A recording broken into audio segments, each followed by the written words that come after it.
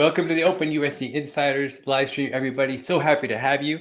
My guest, who will be joining us in her chair right below in 1 second, is Jennifer. I can actually, let me do this so she doesn't come in a little nervous. Okay, there we go. I'll bring her in a second. But as you saw, we're going to have Jen Barucki on, a fan favorite for these live streams, a veteran of the live streams. You may remember from a lot of the Learn With Me live streams also with Ashley. One of the things I love about Jen is her passion for XR and VR and AR, and that's exactly what we're going to be diving into today. We're going to be covering XR digital twins with Omniverse, diving into spatial streaming, what kind of applications, how do you do it? We're going to walk through step by step. It's going to be a lot of fun. So stay tuned. She'll be joining us in just a minute for that. Before we begin, obviously the other big thing which is happening, and actually I'm going to bring her back in because she's actually part of this. There she is. She materialized. Oh my gosh, where did I come from? Well, first of all, kudos to Krista for making that awesome background. Very cool. So Jen, I was just saying that, so we're going to talk about spatial streaming, digital twins, Omniverse, AVP, step by step. But first, we're going to dive into GTC because it's literally just weeks away now. We're super excited. On the screen, everyone should see kind of a selection of some of the sessions we're going to be covering: OpenUSD, physical AI and robots, industrial AI and digital twins, generative AI and advertising. I'm sure WP was part of that. Spatial computing and XR, which is what we're going to be talking about today. Lots of cool stuff. We have actually a slide on that goes more into that in a few seconds. That QR code on the screen will give you an easy way to check out all these sessions. So go ahead and hit that QR code. We actually have a 25% discount with our community discount. So just for people in the community, that's available to you. If you're going with a group, we also have another discount if you're 3 or more. So get in touch with me if that applies to you, or check out the pricing page if you wanted to look more into that. But I'm happy to answer any questions. You can reach out to me at edward@nvidia.com or on Discord server. Super excited. It is obviously the AI conference for the entire world. We are very excited. We have more sessions, more exhibitors, more partners than ever before, more people coming. It's going to be super exciting. Jen, I know you'll be there. You're actually getting involved with something we'll talk about in a second, right? Oh yeah, yep. Okay. There's lots of things going on. If people who are tuning in, I know people are probably here and they're interested in XR related things, and today is mostly going to be focused on the Apple Vision Pro. Now there are some DLI labs that will be there. There are, and I think I might have a slide on that. So put a pin in that for a second. Yeah. But the other part of a great part of GTC with the labs is we have training certifications. So as you can see on the screen, you'll have on-site technical certifications from NVIDIA. We have different levels and lots of different courses. So if you want to check out those certifications, check out that QR code on the screen. Super exciting stuff. Again, we're happy to discuss all this, either me personally, or you can just go to the GTC channel we have on Discord to talk about this. OpenUSD, obviously a big part. It's part of the name of this live stream series. There's going to be a lot of featured talks specifically on OpenUSD. Hit that code also for these sessions. Some featured talks there. Coca-Cola is going to be part of it, which is awesome. BMW, one of our next ambassadors may or may not be from BMW. We'll see. It's a little sneak peek at an announcement to come. Workshop and trainings. Best practice for developing with NVIDIA Omniverse, foundations to applied concepts, robotics, best practices, something there for everybody. Yeah, I do want to kind of talk a little bit more about our those workshops revolving around OpenUSD. Yes, please. So if you actually attended SIGGRAPH, we actually did host some Learn OpenUSD courses. And those were at the time in beta. Those are actually all live now. And at GTC, we are going to be showing off, if you go back one slide. Yep. We have these two, we have our foundations courses. So those were also featured at SIGGRAPH. We also have new and improved versions of that. And then we have our new one, which is going to be our Learn OpenUSD Robotics Best Practices. So this one is totally new. This one has not been at SIGGRAPH. I highly recommend that you go.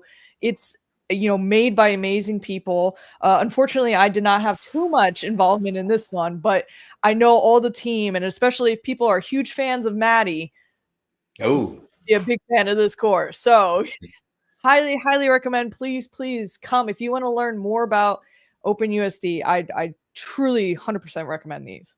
it's going to be great. And the GTC meeting app, which will be updated shortly with a feature called Brain Date, which allows you to set up meetings with different people in one-to-one or in small groups or large groups. So there's going to be some topic-based meeting opportunities there. So we're going to talk about that more as we approach GTC, but be on the lookout for that. Obviously, physical AI and robotics is a huge theme for GTC and around the world. This is a great topic right now. So we have lots of sessions specifically around physical AI and robotics. That QR code will bring you to those sessions. These targeted sessions are super helpful if you want to see at a glance everything by topic. Our session catalog page, we'll put a link in the chat, also gives you an easy way to kind of find stuff and save stuff and share stuff. We would love it if you let us know if you're coming to GTC. Let other people know you're coming so they can schedule meetings with you. That'd be a lot of fun. Obviously, we had debuted Cosmos and announced it at CES, World Foundation Models. So we're going to be having some featured talks specifically on Cosmos at GTC, obviously, including workshops and trainings. And that QR code will bring you to that content.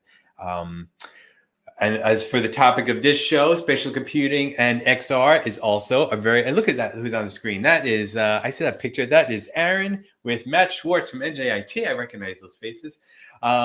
Lots of amazing content on spatial computing and XR. So we're gonna dive into this topic today. So super exciting. Start posting your questions if you have in the chat. But look at all these great featured talks, workshops, and trainings. And again, that QR code will bring you to this content.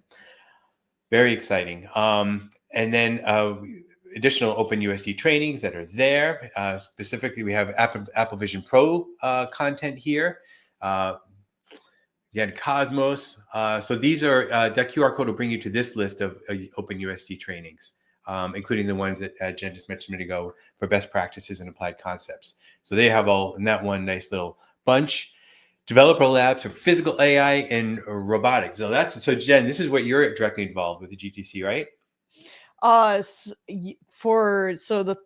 The third course on the third listing on there, that's one of them. That one I'm directly actually will be leading that.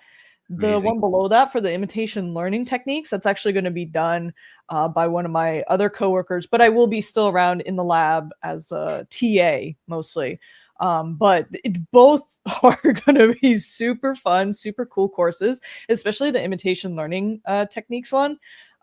We actually kind of did some dry runs recently of it.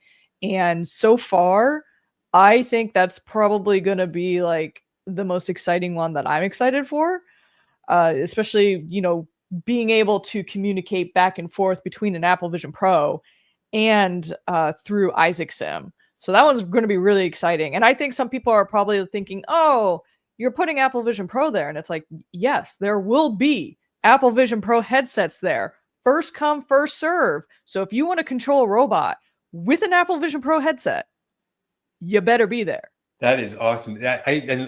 Last year, I couldn't believe it. We're standing room only at these labs, and the team makes it so easy for all the participants. You have everything there all set up. You just got to sit down and put it on. Mm-hmm. So all the hardware is there. All the software is already set up to just hit the ground running. It is an amazing experience.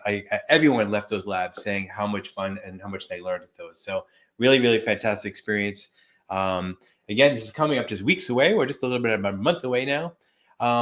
Okay, super exciting. So let us know if you're going, so we could try to include you in some of the plans we have organized for GTC. I'm going to try to find a nice place to have coffee every morning at the same time. People want to meet up with me for coffee. I'll be there. Yeah, it's awesome. And then maybe we'll do also a late night location too, if I could find something. We also just announced this morning, I think, OpenUSD versioning survey, or late last night. So we would love your feedback on the evolution of OpenUSD. Please help us guide the future of OpenUSD. There's a lot of companies actually working on OpenUSD, as you're all familiar with AOUSD, or the Alliance of OpenUSD. So this survey helps give some of those leaders great perspective on what the community, what developers are looking for in terms of support and the evolution of OpenUSD. The survey only takes a few minutes. I think it's just a page. I looked at it earlier. We'll post a link in the chat. If you miss it, we'll post it later. We'll put these links in the description. But it would be super helpful for everyone who is in working with OpenUSD to take that survey. It would be super helpful for us. So, all right, let's get started. So we have a lot to cover. Again, thank you all for joining us. I see we're broadcasting to LinkedIn, YouTube, and X today. Amazing. Let us know where you're dialing in from, where you're watching from. If you have any projects that relate to what we're talking about today, we'd love to hear about that. Tell us about your company in the chat, and that will also help other people watching be able to connect with you. You can continue the conversation on this live stream on our Discord server. So today we're going to be covering XR Digital Twins with Omniverse, spatial streaming. So first, I have to ask you, Jen. So I know it's going to be part of the whole hour, but I would like to know specifically what does spatial streaming actually mean for those who maybe have not done this type of development work yet. Ooh, that is a really great question, and I have a PowerPoint for it. Oh my gosh, like that. You're so quick. I'm prepared, I got to be prepared for everybody. Maybe you heard this or something. I know. So let me kind of just dive into that just a little bit here. So first off, let me kind of just take a step back though, to kind of talk about, what NVIDIA Omniverse is, because this definitely has a lot to do with how we are creating spatial streaming and spatial computing with OpenUSD. So essentially, Omniverse is a platform for developing physically based industrial digitalization applications. It is going to be that feedback loop for AIs to enter the physical world. So Omniverse is not a tool. It's a platform of technologies that kind of supercharge other tools and lets them connect to the world's largest design, CAD, simulation industry ecosystems, like Siemens or Autodesk or Adobe. And, we've made them available through Omniverse as an SDK deployed on RTX systems and in the cloud as well through Microsoft Azure. So now let's actually get into the meat of that. So spatial computing and OpenUSD. So essentially spatial computing is going to be the biggest changing the way we interact with our OpenUSD content. So a lot of the things that we're going to be showing off today is going to be how we're taking OpenUSD content, sending that and streaming it onto the Vision Pro. So if you're wondering, oh, what about, I don't have an Apple Vision Pro, but I have headset X, Y, and Z. For today, we're just going to be focusing on the Apple Vision Pro. So if you have other questions about those, feel free to, drop them in. We'll see if we can, get some answers to that. So we have essentially created a cloud streaming proof point. So at GTC, we were able to demonstrate how Omniverse on GDN streams to the Vision Pro.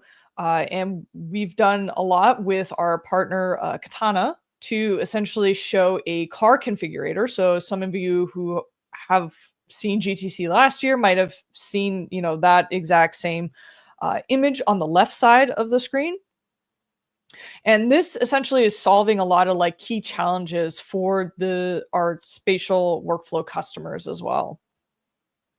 So this is a cloud-based solution where we're moving all of the rendering over to the cloud. So this is eliminating a lot of local computing constraints. You're able to then, reduce the latency for more of a seamless and comfortable experience.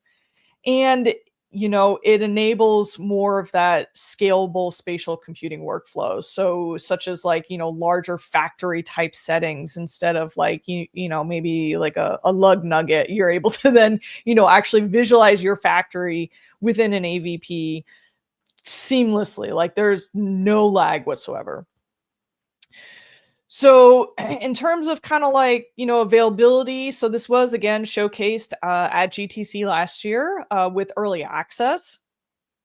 And we actually officially launched it at CES, and this is now available for anybody to use. So we have documentation regarding this and how you can set everything up. We have sample Xcode projects, as well as how to get started using our Kit app template from GitHub. So you can go ahead and get all that. And then we also have a data set that you can use. And all of that, we'll be going over how to really get started and doing all of that today as well. But essentially in our docs, it has a lot of, what that workflow guide would look like, and, some of the requirements for that. So at this point, let me go ahead and I'm going to kind of walk you guys through what that workflow looks like currently. And if there's any questions about, how things work or how things connect, I'd be more than happy to answer any of that. Please bear in mind with me that I'm going between my local PC and my Mac that I have. So there's going to be a lot of flip-flopping, but I'll make sure to let you guys know when I'm going to be on my Mac. Right now it's charging on the floor. So if you see me bending over, I'm picking up my Mac.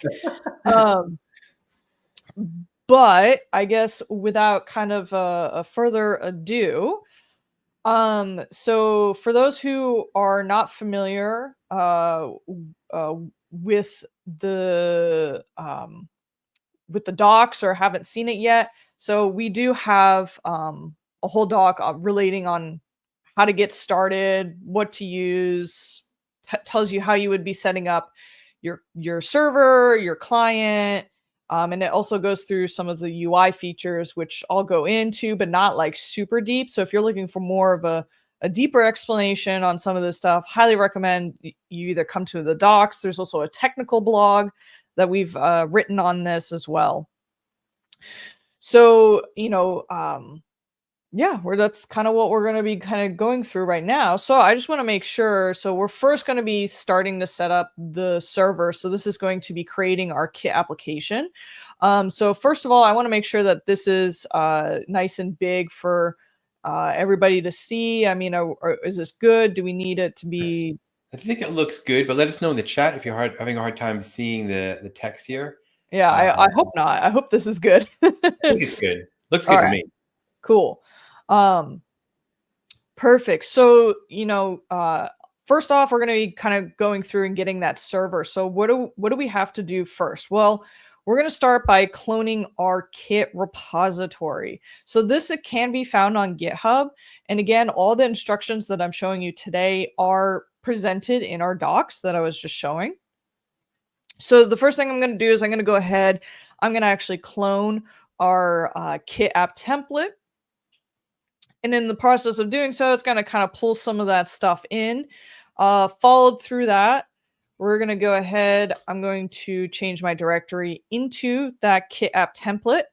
Now, here's the most important part for everybody to know is that we want a specific version of the Kit app. So before you start, if people are familiar with using our SDK, you might have already started and created your whole application at this point. Before you start doing that, please, please, please, you want to make sure that you check out a specific branch of our Kit app. This is to ensure that you have all of the correct extensions that will be correct for when you're trying to communicate back and forth. So that's the biggest hiccup that I've noticed when talking to people is that they'll use a different branch. So once I've kind of, checked out that branch, we can go ahead and we can actually create our application. So we do that using our repo batch file that we have. If you're on a Linux machine, it's not going to be a batch. It's going to be a shell script. And so to create that new application, I'm going to go ahead. I'm going to do template new. When this happens, especially if you're doing it for the first time, it's going to start kind of pulling down some dependencies. It's going to say, hey, do you want to accept the EULA, during that template creation? This is just a one-time thing. Once you've already accepted it and you've done it, then you don't have to do it again unless you clone a whole new repo, then you would have to go through the same process again. But if you're doing your development of multiple different applications in the same repository, just accepting the EULA once is fine. So I'm going to go ahead, I'm going to hit accept for the EULA. And then from here, I'm going to create an application, not an extension. And so we recommend two different applications to use, which is either going to be the kit-based editor or the USD composer. The kit-based editor is more of a lighter weight version of USD composer. So I'm going to stick with the base editor because it's not going to pull too many extensions, especially since I don't really need that many extensions for this demonstration. But if you want more of a high quality RTX rendering experience, then I would recommend that you would use the USD composer. So from there, I'm going to go ahead, I'm going to give my application a name. I'm going to call this my AVP, my live stream application. And I'm going to give it the display name. So this is going to be the display name that everybody sees. The name before that, that was just more of like what the kit file is going to be. So we're going to do this AVP live stream. And I'm going to keep the version the same because I'm not going to end up doing anything with it. So from doing all of this, if I come over here to, darn it, I have to actually go to that file location. Hold up. Technical difficulties here. Let me That's all right. So let me know if people have a hard time reading the text with this layout. I can remove the webcam because that'll make the screen a little bigger. You just won't be able to see us for a few minutes, but that's, I'm sure, fine. Let us know if you can't have a hard time reading anything. For sure.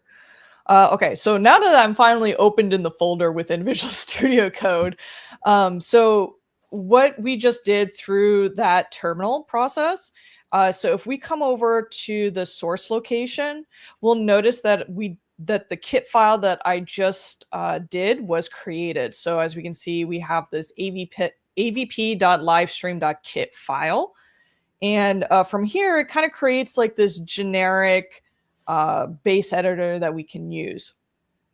Now, before we actually like launch the application, there are still a couple of extensions that we do need to add to this kit file. So from here, again, this is all within our documentation. So if you're trying to frantically write what these extensions are, it's in our docs. You don't need to worry. That's where I'm getting all of this stuff from. So all the commands and everything that I've been doing are right in our docs that you can quickly copy and paste into your terminal or your shell script or your PowerShell and your kit file as well. So the first thing that we're going to do is that since we need to add some of these extensions, they're all going to go within the dependency section of your kit file. And it literally is just dependency, not like dependency, something, just dependency. In terms of, oh, where do I put it? It doesn't necessarily matter. So I'm going to scroll a little bit further until I see an open section here. So I'm going to then paste in the recommended extensions specifically for the kit-based editor. So kind of just to point out a little bit for those who do end up going on the documentation, there are two tabs here, one for USD Composer and one for the kit-based editor. If you are using a USD Composer app, we do have some extensions for those, but then when you go to the kit-based editor, you'll notice that there is a little bit more extensions that need to be copied over. So do take note of that when going through there. So since I'm using the kit-based one, there's going to be a little bit more extensions for that. We've also added some comments in there to let you know what these extensions are for. So, you know, which ones, if, you know, you're using GDN publishing, which I'm not, so I can remove these right now because I'm doing local machine work right now. But, you know, we have like the action graph and then the specific extensions for the AVP development. So now that we've done that, the next thing that we're going to have to do is we're going to be adjusting some of the settings. The reason being is because we want to make sure that we're using CloudXR 4.1 for this. And we want to make sure that we actually have some of the AR settings already put in. So this ensures that every time you open up your application, that these settings are going to be your default settings. instead of you having to go through the extension and manually inputting them every time. So in order to do this, I'm going to come down to the settings section. Another common mistake that I see some people do is they go to settings.app and then they put it in there. We just want it to be in the settings only. If you end up putting it in settings.app, it's not going to necessarily work, because there's the reason that it's set up that way is based off of the directory's locations. So these variables and values for the settings are going to live in just settings. So I'm going to go ahead, I'm going to paste these in. So these, as you can see, there's a lot here going on. So we're setting our Cloud XR version over here. We are also doing some persistent settings here for performance wise, as well as saying, what is going to be some of the default values for this. So from here, all we need to do is now save our kit file. That's important. Please, please, please save your kit file. Like if you make any kind of adjustments or changes to your kit file, you're definitely going to want to save it, because if you don't save it, the next step is you're going to be behind in the next step, because it is long. So now that I've saved it, I'm going to head back to my terminal here, and I'm in the root directory for where our repo bat file is. So for those that are unsure and question whether or not I am correct, it is right here. So I've listed everything in my current directory, and we can see that our repo batch file is here. So I'm going to go ahead and I'm going to do repo bat, and then the next command that we're going to do is we're going to do build. Build is now going to essentially read our kit file and say, okay, what extensions do I need? Where do I need? How many do I need to pull them from? Now I'm going to take those and I'm going to now build your application that you specified. So it's going through, it's kind of pulling out some of those different extensions and adding them into this _ build file that you might have noticed. So it's going to kind of go and take a little bit of time just to get that set up. But since I used a kit-based editor, it's not going to pull as much as it would for the USD composer from there. So another thing to also note here that I see as another common mistake that some people make is that you'll notice that there's this streaming.kit file. You want to make sure you're doing everything in the regular kit file, not the streaming one. Okay, so that's definitely one thing to note. So especially after we build it, when we're going to be launching it, it's going to ask us, do you want to launch the regular version or do you want to launch the streaming version? Do not launch the streaming version, because we made all of our edits in the regular kit file. So you'll notice that we do kind of have some of these weird errors. There might have been some, red marks going on, and you're like, is that okay? Are these errors okay? Totally perfectly fine. It'll still be able to run perfectly as long as at the end of everything, if you see a build release succeeded, you're good to go. So now that we've built it, we can now launch the application. So how do we launch this application? Same thing. We're going to call that repo bat file, and I'm going to do launch, and I'm going to include a -d. This puts it into developer mode, so if I need to do any debugging in the meantime, I can go ahead and do some of that. So in this, so if you have multiple different applications in your repository here, you'll see all of them here. Since I've just cloned it and I only have one, only one of them is going to show up. So I'm going to go ahead and hit enter. And so what this is going to do is it's actually going to start up Omniverse now with all of the extensions and everything that we have added to here.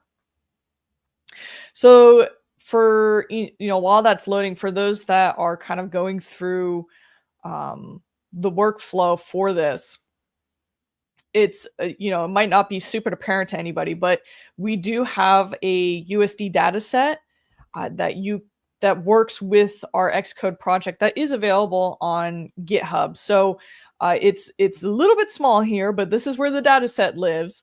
It has some information on how to create a purse configurator and being able to use that. So you want to make sure that you download that data set if you're trying to do any type of streaming using the sample that we have provided.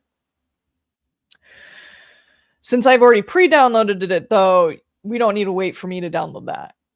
So let me go ahead. I'm going to open this up as soon as RTX is done loading, because we want to wait for that. So, lots of great comments, by the way. Very cool. We've got some people already working on this tech, which is awesome. I think I saw someone earlier. So let me see. Who was this? It was mentioning they're working with some folks on our team for a GTC session. Very cool. Anything that sticks out for you, Edmar? Let me see. So for a big thank you to Jill Halper here, a friend of mine actually, who's helping in the chat. He's diving into VR for years. Got a great project out there already, and now he's exploring Omniverse for XR. So very cool. Thanks. Welcome to the live stream, Joe. Yes, somebody asked if these recordings are available. If you came in late and you're like, oh my God, I missed the beginning, because Jen is actually sprinkling lots of great wisdom throughout, as you can tell, lots of tips and tricks and gotchas. So this great resource. Don't worry if you missed the beginning. These are all on our YouTube channel. Just go under live, the section on the NVIDIA Omniverse channel for live, and you'll see all these live streams, including this one. As soon as we're done, you'll be able to watch the beginning. Yeah. And also everything that I am covering will be, it is in our docs. These are all live. So if you're, oh, I don't want to, watch like an hour-long video, we do have all of this information here. But those who want to kind of like visualize and see how this works on my workstation, and before you go and do it, or if you want to follow along, that's why I'm here. Okay, so I am going to be opening up the data set that we have provided within our workflow documentation. The first time that you open this file, it's going to ask you for, a little warning. Hey, do you want to enable the script node functionality? Please, please, please make sure you hit yes. I've seen so many people hit no. And when they do that, they're like, nothing works. I can't do anything. Please hit yes. No, it will not download a virus. You are good to go. So I'm going to go ahead. I'm going to hit yes here. And now that I've kind of done that, you might have noticed, why is the camera in the floor? Well, we do account for within XR the jump, that leap that happens when you're wearing a headset. So some people who are familiar with developing in XR, and I've also ended up doing this problem when I first started, is that when you put your camera somewhere, it has this height difference that will happen. So when you start VR or AR, it like jumps you to where your head is. And so we're just accommodating for it in the scene. If you did end up moving the camera, specifically in this data set, you might not be able to get the same image or the same view that I'm looking in. So highly, highly recommend, please do not move the camera. We have set it up in a space to get you guys started. Now, if you're more of on the, oh, I know what I'm doing, don't worry about me, go for it. But if you're not too familiar with how the height stuff works when you're going in VR and AR mode, you might want to refrain from moving the camera. So kind of from here, so you'll notice that we do have our AR extension here with some of those settings that have been preset that we've put into our kit file. So from here, I'm actually going to switch this over to simulated for now, just to give you guys like a little feel of what you're going to be seeing before I start moving over onto the Mac. And fingers crossed, since this is a live demo, I hope nothing goes wrong in a live demo. So I'm going to keep all the settings the same, and I'm going to go ahead and start AR mode. So what does simulated XR mode do? So this is our XR output system that runs inside of Omniverse and does not require a headset to emulate the resolution and stereo output of an immersive device. So if you do not have a device at home to emulate any of this on, or you're like, oh, well, can I still try this workflow even though I don't have a Mac or an AVP? Yes, you can. You can definitely do this. And it, again, this, you can do it for anything. This is just a way to kind of simulate everything. So we'll also notice that the camera is still on the floor. Why? That's okay. I can zoom out. I can play with the camera. That was quick. That was easy. I was all scared, man. Yeah, I know, right? You're like, oh no, everything's broken. No, it's perfectly here. So as we can see, this is what our purse asset looks like. If you're wondering, well, how are you doing any of the controls, and how do you move around in Omniverse the way that you're doing it? We also have documentation for all of that. And you guys are all professionals. You guys know how to use Omniverse at this point. If you're here, you know how to use Omniverse. So this is our purse asset. And as you can see, this is like very detailed, very good, very good purse to use. Now, I actually heard the question recently from some people. It's like, why are we always using purses? I would also like to know that answer. If anybody knows why we always use purses for demos, I would love to know. I mean, there's a lot going on. A lot of detail, I think, in the fabric. I wonder that. And I'm like, yeah, this is a really highly detailed purse, but I don't use purses. I'm not a purse person. I'm more of like a backpack person, but that's mostly because I do a lot of traveling, and then I usually put more stuff in it. We should add a backpack. Oh, yeah, you know what? I would love to see a backpack. If somebody can like make a backpack configurator, would love to see it. If somebody has backpack USD data that we can use, hit me up. I'm down to make this a backpack. Very cool. Well, actually, we have a great course on actually the configurator, so I'm going to put that in the chat in case people are interested in checking that out. Oh, absolutely. So, there might be some people wondering, okay, well, we did the simulated XR. Yeah, we see a purse. So what? Well, we actually do have some debugging type views. So within the workflow guide document, if you are going through the Omniverse SDK section, all the way at the bottom, they have things that we can, keys that we can use to cycle through. So I'm pretty sure if I press, yeah, okay, here we go. So if I'm pressing the one key on my keyboard here, we're able to then kind of cycle through all the different colors that the purse has. So we can go through, we can check them all out. If you're wondering, well, how do I go back? You just got to keep hitting the one button until you get back to where you were. Again, these are just for debugging. It's not going to be a heavy data set. So that kind of goes through the colors of the purse. If you hit the 2 key, it goes through the styles, and this is mostly changing that buckle in the front there. So you might be able to see it, you might not. So I'm going to kind of like see if I can zoom in ever so more. So I'm going to kind of cycle through these. There's 3 different choices here that you can go through. Looks like we got like a silver, a gold, and more of a bronze. And then if I go to 3, as we can see, it kind of goes through those camera angles. So we have a front view. It's kind of hard to see because we have a, oh man, I love live demos. So it goes through those cameras. You'll see them more when you pair it with the Apple Vision Pro. And then we also have the number 4 key, which is going to be using our context mode. Now, context mode we'll get a little bit into when we start going to the Mac side of things for this, but I'm not going to press it here because, well, actually I can. So essentially what it's going to be doing is it's going to change it over to the AR mode of things.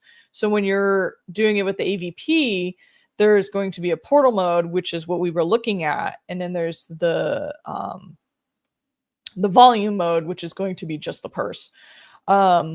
So as we can see, this would be your volume mode where it's just going to the purse. Since we're using simulated XR, we're just going to see pretty much black screen everywhere because what this is going to do is just visualize the purse. So I'm going to go back to our portal mode just so I can flip through the next one, which is going to be showing you all the different environments that we have. So on the number 5 key on your keyboard, we flop through 3 different types of environments. And that's pretty much kind of how that works. Now, if you want to, go a little bit deeper into, how this is working. So in our data set, and I apologize, this might be a little bit harder to see.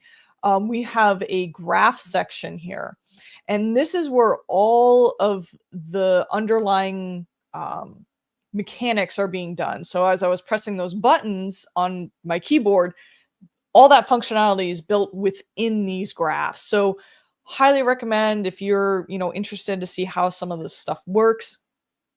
Like if you're looking for, well, how are you changing the color of the purse? You would want to go to the color controller. You would want to go right click, and then you would want to open up that graph. And then from there, it should open up the action graph related to how the purse would be changing colors within the scene. So you can do that for some of them.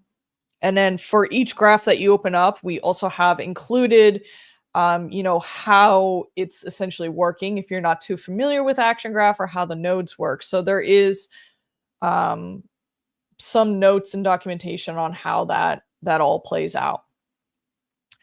So kind of from there, just to give people some understanding, if you are going through the action graph here, there is a lot of different controllers here. You're probably like, oh my gosh, that's a lot. Which one do I start with?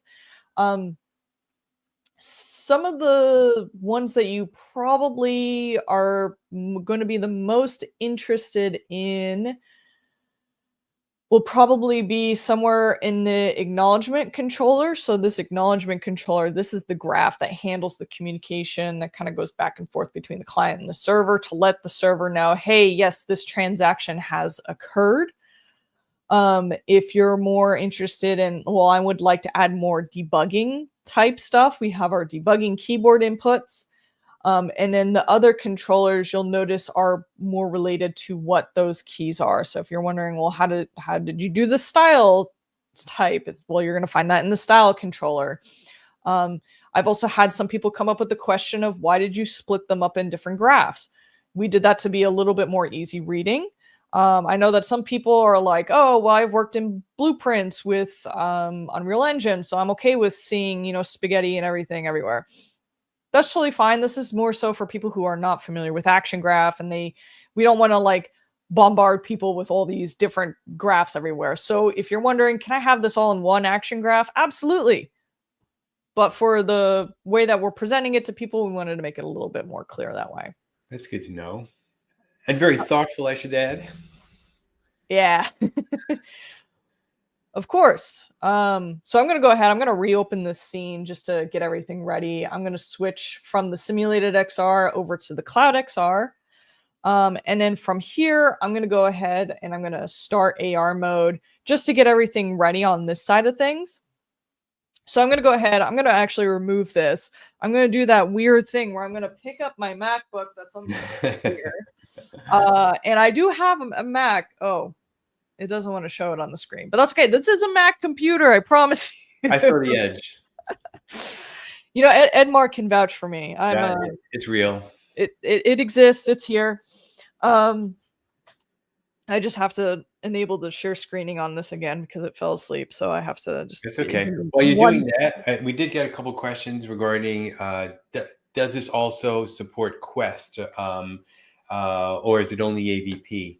And I believe that Omniverse does work with Quest, obviously, but there's not a specific workflow that we have that's built for Quest yet. I think that's correct, right, Jen?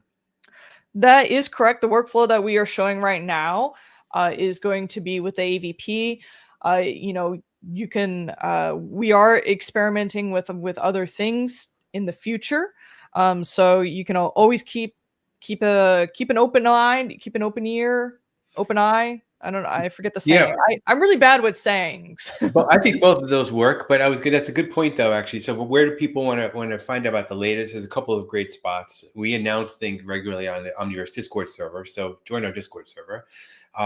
We also have channels there based on different topics. Someone was asking about Isaac Sim earlier in the chat, so we have a lot of great Isaac Sim resources and courses pinned to that channel on the Discord server. We also have the official Omniverse forums. And I believe there's a forum category opening up for XR, I think tomorrow. So there will be a place specific to ask all your questions and find out announcements on the forums or on the Discord server. So always feel free to reach out to me and I'll help direct you to the right place. Mm-hmm. Yeah, absolutely. I know that there's also been, some questions regarding, I believe somebody was asking about, next steps for using streaming in production, like cloud use, such as, how to proceed with development to like a GDN host provider, typical stuff like that. So, to kind of answer that, please reach out if you are interested in deploying, this workflow from GDN. We have several partners pursuing deployment from GDN. And we would love to connect, regarding next steps. So please reach out. I do know that we have a contact link on there, or for contact us button regarding GDN. So if you are interested, please do reach out and we'll get you in touch with the right people to get you for those next steps. So I guess in regards to that, I believe that's good. All right. So as we can see, we are now on my Mac. If you don't believe me, I am moving my mouse cursor everywhere here. So if you cannot see my Mac, please let me know, because I'm pretty sure we do see it. We see it. I'm always a little bit worried about that. So here is going to be our GitHub page for our configurator sample. Now, not to be confused, we do have a configurator viewer sample, and that's going to be for the web. If you want to do this with the Apple Vision Pro, you're going to want to get the Apple configurator sample. Some people get the names a little bit confused. So this is going to be the Xcode project that is built in with Swift. So you're going to want to go ahead and download it, git clone, whatever your preferences are for this one. I've already done that on the side before the live stream, because you guys don't need to watch me download things, right? Like that's a little bit boring. So for this one, so I have noticed that some people have put up some questions regarding downloading it, where they're like, oh, I get an error that says something about a compiled asset thing and I can't build the project. That's because we do have images in the repository, so you will have to do like a git LFS large format storage and pull that. And once you've pulled that, it should build properly. And then if you had any issues with the repository, we do have an issue section that is looked at. I don't want to say like every minute, but we do look at those issues if you did have any of these. So on my side here, I don't think I can make any of the text bigger. So I'm hoping the text shows up pretty clearly here. Yeah, I think it looks good. Awesome. So we do have in here the configurator project that I've opened, and there's a bunch of different Swift files that might be intimidating to some people, but don't worry. I'm going to try to get, especially people who are new to this and have never seen this before, I'm going to try to get you in the right locations for looking, especially if you want to play around with our sample USD data set, the server, and the Xcode project. But before that, let me go ahead and I actually want to, since I started the AR stream on my my PC, let me go ahead and let me show you what it's going to look like for you guys when you're running this. Now, I'm not going to wear the Apple Vision Pro and show you. I'm going to use the simulator. Reason being is, one, I don't want any memes made of me. No, I'm just kidding. It is because I don't want to just, stream from the headset. Especially for people who don't have headsets. So I did want to show off, what it would look like in the simulator. If you do have a headset, though, you can use this with your Apple Vision Pro headset, and I highly recommend, please, please, please use it. It is so cool. I don't know how many times I have to tell people how amazing it is. As somebody who has done XR development, the text is super clean. The anti-aliasing is clean. The rendering quality that you get from streaming your OpenUSD content from Omniverse to the AVP is so clean. Like so, and people are wondering, oh, how clean is it? I came from an XR space for medical devices where we used really large CAD data files, because if somebody's familiar with medical devices, they're large in CAD, and reducing and optimizing those files to view on a headset is not an easy task. So just saying. So let me kind of like go, I'm going to zoom in a little bit here.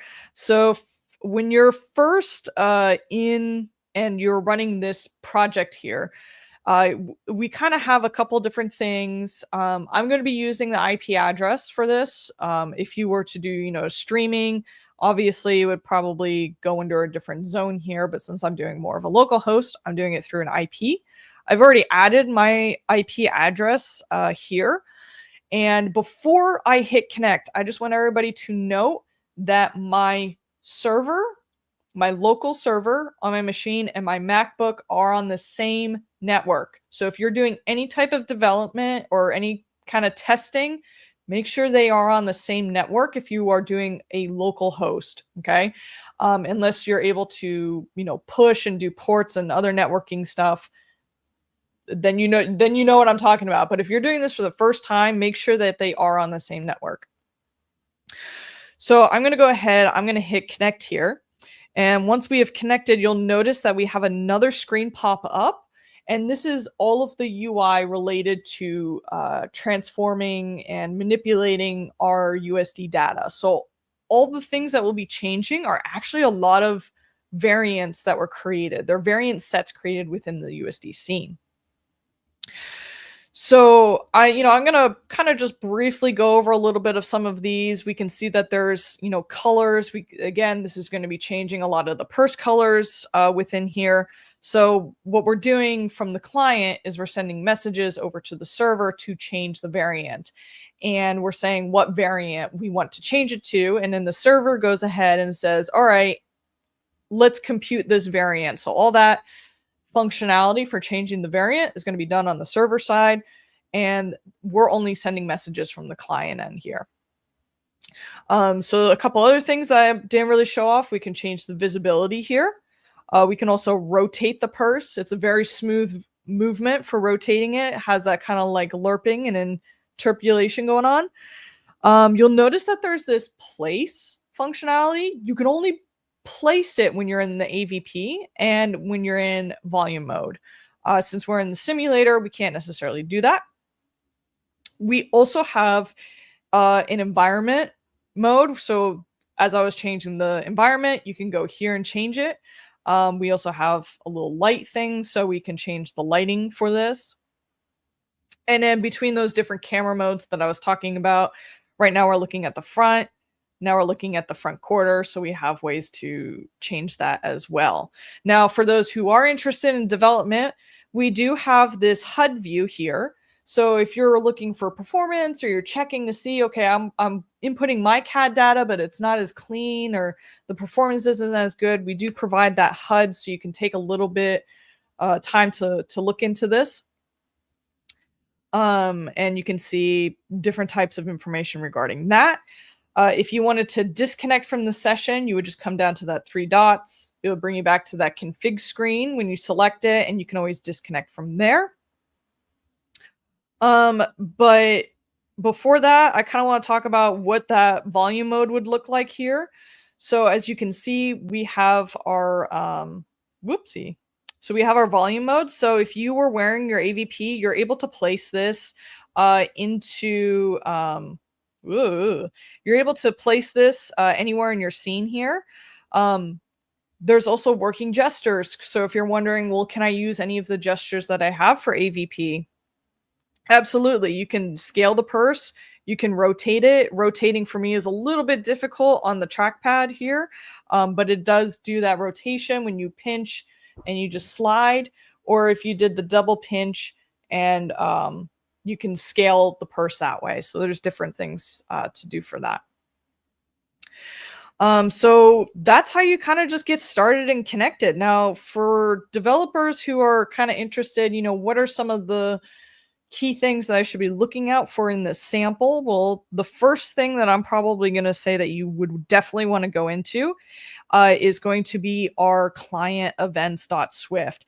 Now, you're probably wondering, well, why the client events? So this is actually where all of the messaging is being created and then attached to the buttons. So all those buttons that we saw in the UI are basically calling these functions to set the different variants for that. So highly recommend if you're trying to send, new client events, this is the first place you would want to go to. In terms of trying to get the buttons and new information set up, you're going to want to head over, I believe, yes, you're going to want to head to your config view. So in the configuration view, this is where all of the UI is being established. So that config screen that we all saw and everything, you're definitely going to want to come over here to get some of those in there. And then the last thing that you're definitely going to want to be looking at is the Omniverse State Manager. This is extremely important because this lets the client and the server communicate at what point the state application is. So I talked a little bit about the acknowledge controller, and that acknowledge controller is essentially letting the client know, hey, the purse is now this color. The purse has this style. And so once it sends that, it goes into the state manager here to let the client know what state it is in. So this is kind of your way of, making sure everything is still, cohesive and that there's no errors or stuff going on between your client and your server. Now, if you're wondering, hey, that was a great overview, but I would like to, can you dive a little bit more into code? I would absolutely love to, but we're kind of like getting really close to out of time here with this. So to that, if you are, if you want to get started with, this workflow that I talked about, I'm going to go ahead and I'm going to switch over here just to get everything ready to go. So go ahead. We have lots of links to get started for this. Again, I was going over a lot of that spatial streaming for Omniverse Digital Twin workflow documentation. That's going to be that first link in this PowerPoint. We're also going to be pasting it in the chat. We also have the technical blog if you're looking for more of a high level overview of kind of like how the streaming stuff works. And then if you want, you can also check out some of our, partners that we're working with today, such as Accenture, Interactive, Katana, who are also leveraging this workflow. And I do believe some of them are actually in this live stream here. Look at that. I was just about to put this on the screen. Look who's here. Yeah, look at this. Yeah, I just posted that. And then he also followed this up with, let me see if people can screenshot this or look at it. We'll just look for the company name on LinkedIn and you could get in touch with Jan and team there. Yeah, no, honestly, they're doing some amazing stuff over there. Highly recommend checking them out. Like just some of these people who are doing really great things. And then again, if you're coming to GTC, we got some pretty awesome courses that are going to be going on here. So we have, our configurator. We also have our, talks going on. And then I believe we also have a link that is going to be our curated XR spatial link for XR at GTC. Please, please, please, if you are interested, we have curated that entire session thing for you. So you can just go ahead and you can just add all of them related instead of, we did all the hard work for you. I would like to give a round of applause to my lovely coworkers, Megan and Veronica, for getting all that together for me. But yeah, I mean, is there any other lasting questions before we? Let me see. We had a couple questions that Amelia, our producer, kind of put a star on in the background. Let me see. So here we go. She just added a couple more. All right, here we go. Eric Kraft, who's an Omniverse ambassador. Hey, Eric, thanks for watching. Great to see you. Eric will be at GTC actually, so that's pretty awesome. Here we go. So, what is unique about the Vision Pro that allows this workflow at this time versus mobile, Core Quest, or other XR device? What is he at this time? Is it just me, or am I not? I think Eric, you can expand on that a little bit. I think what he means is why the focus on AVP? If I'm understanding this correctly, like what's the big advantage of this workflow right now versus doing something on mobile Quest or another XR device? I'm guessing it's has to do with the technical abilities, but Eric, feel free to expand on that if you like in the chat, and we'll yeah, because I want to make sure I'm answering your question properly. If you're just kind of asking like why AVP, that is just the headset we kind of started off with, and so we kind of did some development with there, and yeah, so that's exactly what it is. Correct. Why AVP versus Quest? So that it was just, it wasn't that we were trying to use a specific headset one way or the other. It was we were already kind of in the development process for AVP, and we are also expanding as well. Yes, so it won't just be AVP, but that's just what we're showing today. Yeah, so good question though. Yeah, and it's not like you can't use any other headset. Omniverse supports a wide variety of headsets through OpenXR. Okay, let me see. Let me see if you can take this one. This is from Kerwin. Can you please share if you might eventually share samples for direct manipulation of objects and the addition of Omniverse physics? Also, any documentation on how to deploy for production, use streaming in the cloud.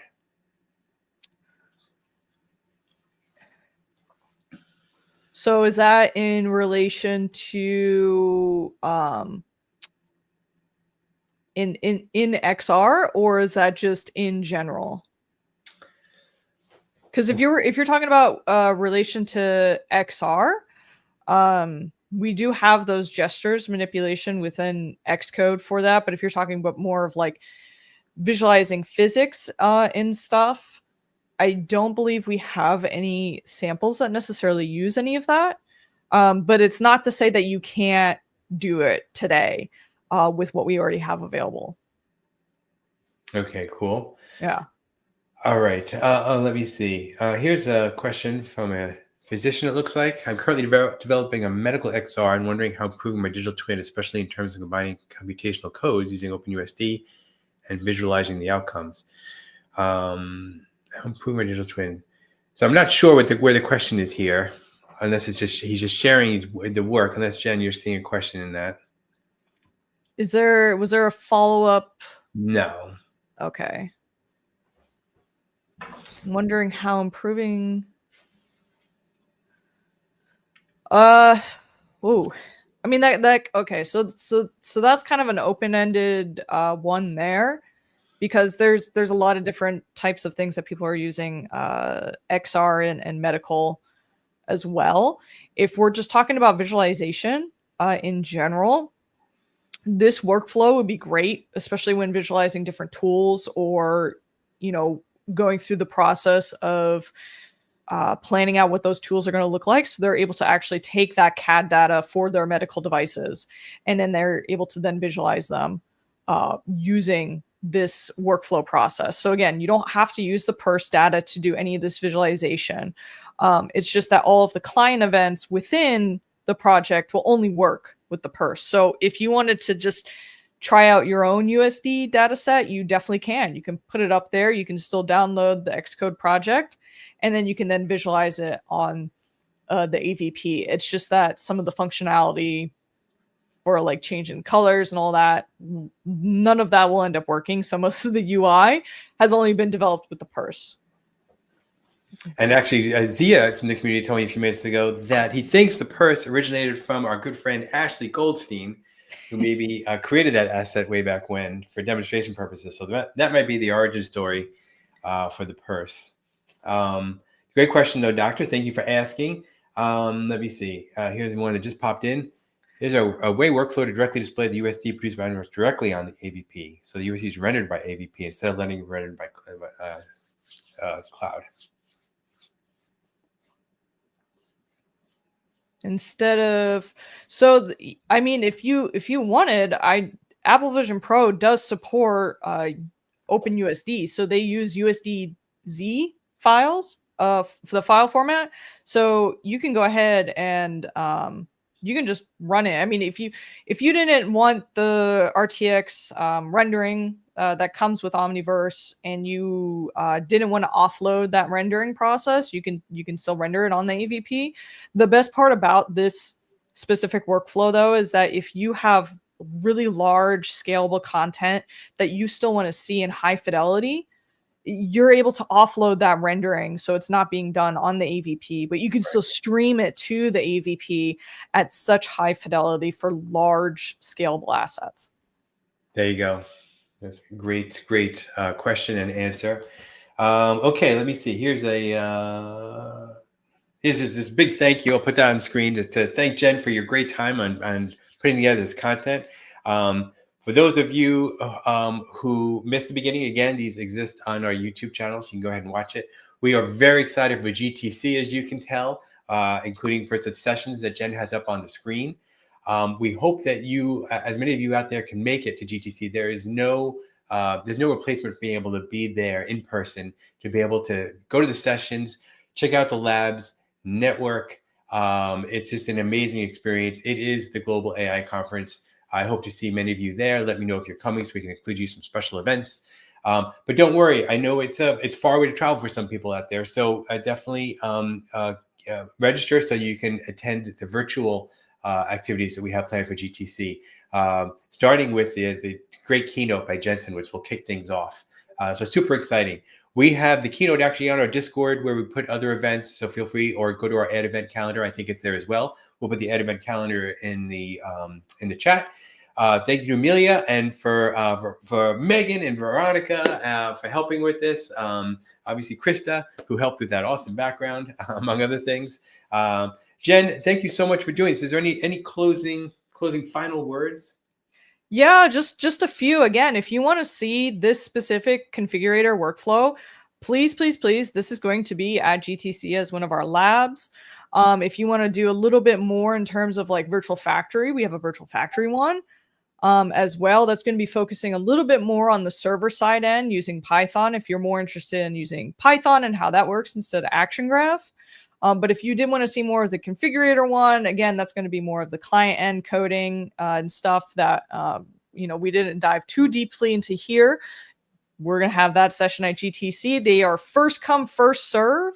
I believe the first one is at 8 a.m. on Monday. So be there or be square. I don't, and then again, if you have like any other questions, we do have that connecting with the experts where you can also find me there, as well as if anybody's familiar with Max Bickley is going to be there as well. So we're all going to have a great party and, answer any of your spatial related questions there. So if we weren't able to answer them here, please head over that's where you can ask any of those other questions. But I hope everybody enjoys the rest of their day, has a good evening wherever you are around the world. I'm ready to start my coffee thing for today, but I can't. I gotta wait till GTC to start my coffee. You gotta tell me where you're gonna be, Edmar. We gotta have coffee. I'm gonna be glued to the hip to you, man. So we'll have a good time. Thank you everyone for watching. What a great hour. Thank you so much for going through step by step. Missed anything, continue the conversation on our forums, on Discord. Thank you all for watching. It's been a great time and great questions and comments in the chat. Until next time, we'll see you on Discord or on the forums. Thanks, everybody.